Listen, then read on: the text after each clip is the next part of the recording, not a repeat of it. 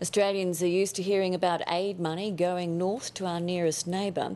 But today, Papua New Guinea's Prime Minister turned that around, presenting a $100,000 cheque for a memorial to Australia's greatest single maritime tragedy.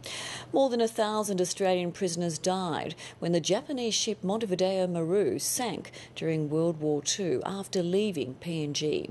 The monument at the War Memorial will be ready for next year's 70th anniversary of the tragedy. The Montevideo Maru went down just before dawn on the 1st of July 1942.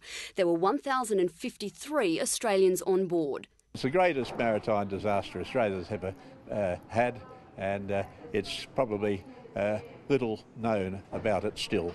The ship was sunk by American forces, unaware it was carrying prisoners of war. When the Americans found out that it was in fact carrying prisoners, there was great distress amongst their crew and particularly their captain. The families left behind have been raising funds and campaigning for years to secure a memorial. Margaret Henderson was 7 months old when she was evacuated from New Guinea with her mother. Her father, a missionary, was told by the Australian government he had to stay behind. I feel very angry that they didn't make any effort to get them out. She was told he'd died on the ship, only to find out later he'd been beheaded by Japanese forces. There was similar heartache and confusion for other families after the sinking.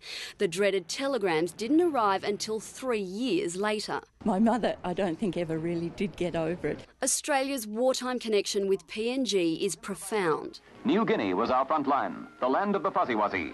But it was still a surprise when the PNG Prime Minister announced a generous donation. The money donated today will ensure a permanent memorial so that we can all finally acknowledge that in this one tragedy, in the 11 minutes it took for the Montevideo Maru to sink, we lost 1,000 Australians. That's double the number we lost in the 11 years of the Vietnam War.